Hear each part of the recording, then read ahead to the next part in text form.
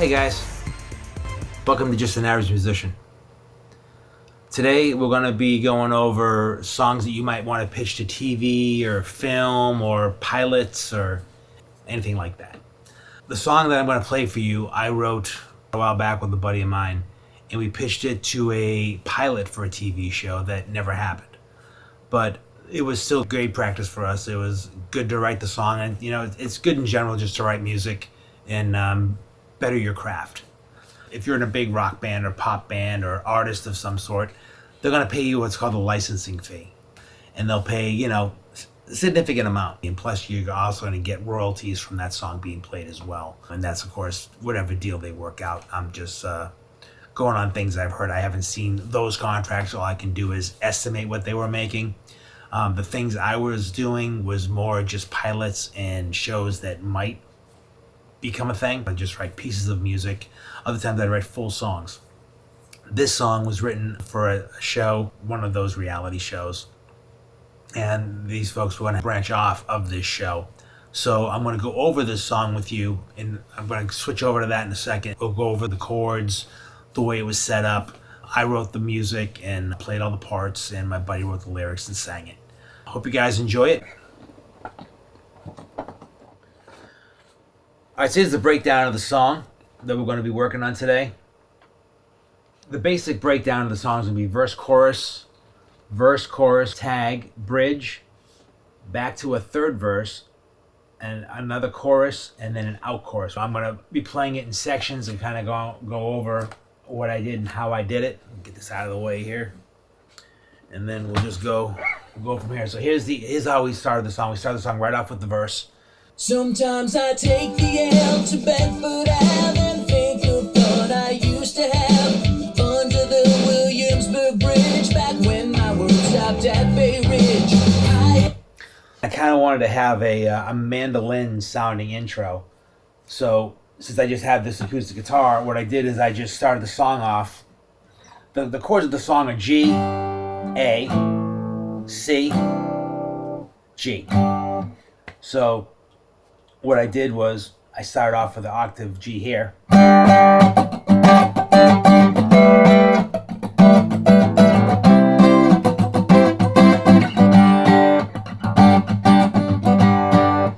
So then if we were playing it in first position, it'd just be G, open A,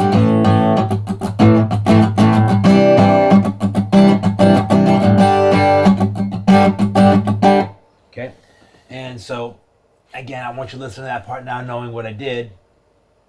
Here we go. Sometimes I take the L to Bedford Ave and think of what I used to have under the Williamsburg Bridge back when my world stopped at Bay Ridge. I had taken my last final and all of my... And so the melody is there's a counter melody going on with the bass. The bass line's going.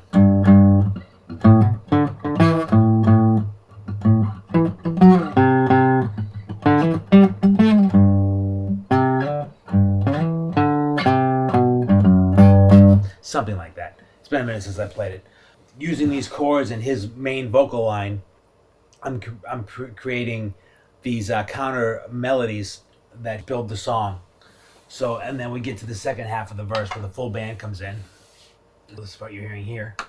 My parents' final, graduating with big plans, but not as big as my Ray-Bans. My times for the PBRs, I was taking the dive bars, watching girls in tights, smoking Marlboro lights. Okay, so right there, the chords stay the same: G, A, C, G, and then the last chord we're building on is D. So it's going last half of the verse: A,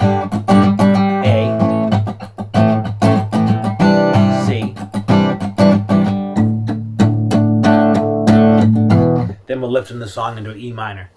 When people are writing songs, a lot of times they have to get to the next point. Now, some of the songs I'm going to show you, there's only going to be the verse, chorus could be the exact same thing. It could just be just a couple of chords of the song. In this case, there's actually a verse, a chorus, which has different chords, a bridge that has different chords, and an out chorus that uses, it's in the same key, but it uses a different setup as well.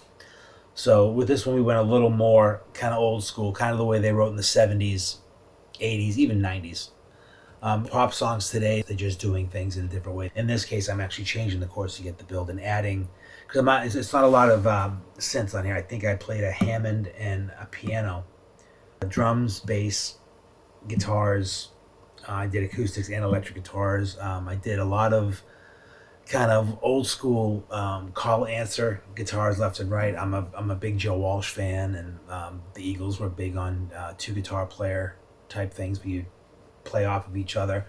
So I try to do that in this song as well. In the verses, I have different riffs going on. They're single note riff, and they're not like lower riffs like when you have a lot of rock bands will do that. Kind of falls more in that 70s vibe. Structurally, we got the "We Will Rock You" beat that's been used forever, so that's in the choruses. It wasn't intended, it just ended up being that. That wasn't something we had thought about at the time. It's just when we were recording it and I was cutting all the parts, it just happened to be what fit. We'll get to the chorus and I'll show you how that works. 1 second here. And why not steal from Queen? They're the best. I was Brooklyn when Brooklyn wasn't cool. I was Brooklyn when it wasn't in fashion. I was rocking the style before it was the style, and nobody was trying to cash in. I was Brooklyn when Brooklyn wasn't cool. Alright, so it kind of breaks into that anthem-y chorus, and you got the claps, the tambourine, but the chorus is going E in E chord, and doing dive bombs, D. That's an F sharp bass with a D or open D.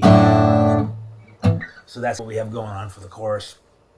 So in the next verse, you'll hear I start doing a lot more overdubs. You'll hear where I'm talking about those call answer guitars, kind of panned hard left and hard right.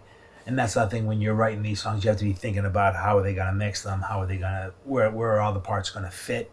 And you want to try to get those to fit even before you get them to mix, because you want to have all these, and I'm very guilty of this, recording way too many ideas that I can't use. It just becomes mud and they start interfering with each other. Brian Wilson had this really cool thing he would do when he would cut songs or when he would mix songs, because back then I think they had 4 tracks, maybe 4 tracks, maybe max 8, that he would record all the high parts on one track, all the lower things on another track. That way when it came time to mix the recording, it was a lot easier to keep frequencies together, so when you were pulling things in and out, you weren't losing sounds that were important to that instrument. In this case, I obviously recorded to, I think we were on Pro Tools, so it was on this track, so that really wasn't the issue. It was more of trying to be melodic and trying to be thoughtful of where I put my parts. And so when you're writing songs, just something to think about. And like I said, you're going to find your own way to do things. But if you're in the middle of recording parts and you realize, I've got all these great ideas, cut them all. You may only use a handful of them. You may use, you may go the Mutt Lange style and use a whole bunch of them. You have to pull things in and out, and things will have to take place of each other. Maybe you use that one great idea in that first verse, and then you change an idea for that second verse, you bring something else in. And that's just part of production and arrangement. You can see how I added those counter melodies with the guitars. Here we go. My friends all left for Seattle. I stayed to watch Biggie battle, crashing my first open mic, riding. So I've got all those parts going. I think the riff is,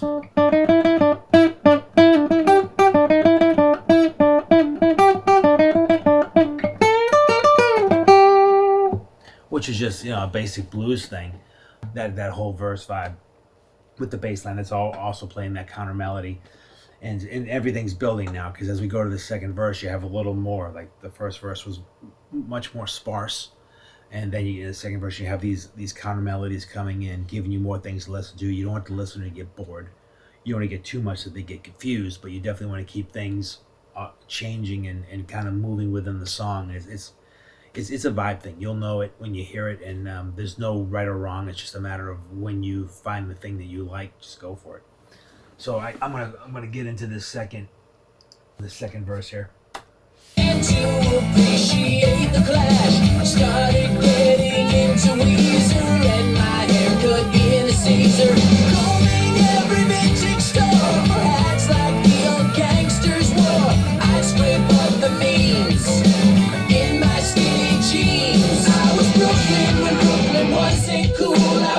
when it wasn't in fashion. I was rocking the style before it was the style, and nobody was trying to cash in. All right, so that's a very affected Hammond that gives you another melody as the song's building.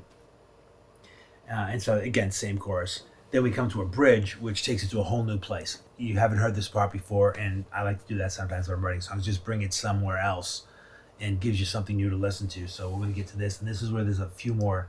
I added some backing vocals. I was Brooklyn when Brooklyn wasn't cool. Bridge here. Still it was the place Back to level. New York, not just none of us were on Pittsburgh. The bridge now is in the key of A.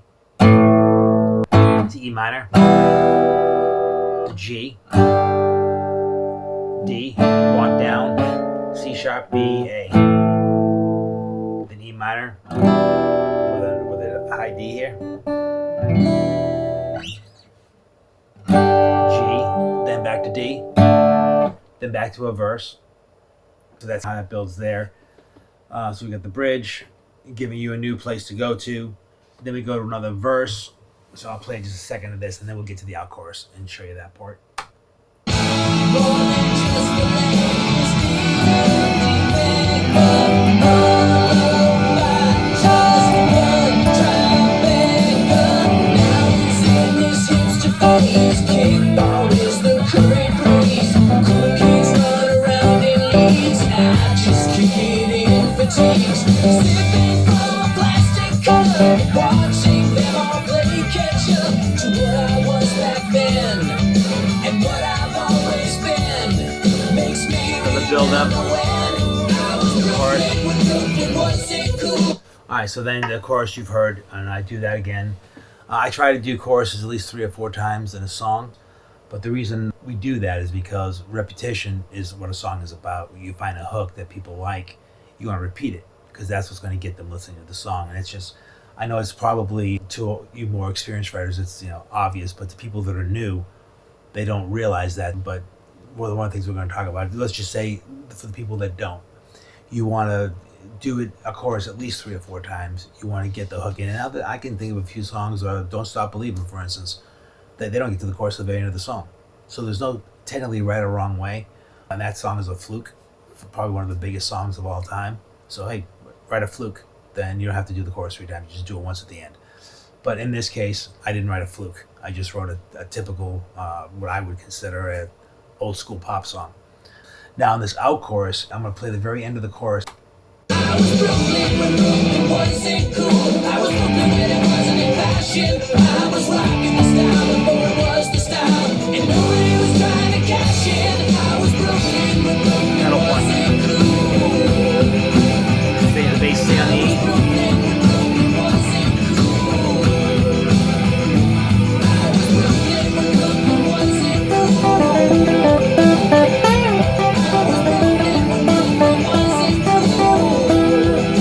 Back to the verse.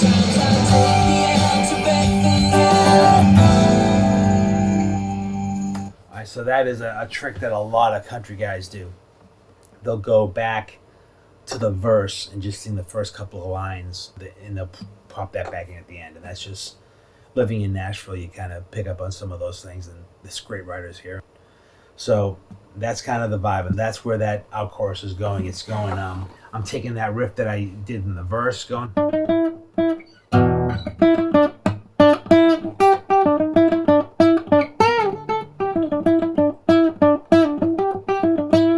Well, the bass is just going under the other chords. So that's when you have the bass line just pumping, and the other instrumentation is playing chords. It gives it a really cool sound. Guys, I hope this gave you some information on writing songs. I'm going to have a link to this song at the bottom of the screen. Just click on it. Thanks so much. Let's jam. Sometimes I take the L to Bedford Ave and think of fun I used to have under the Williamsburg Bridge back when my world stopped at Bay Ridge.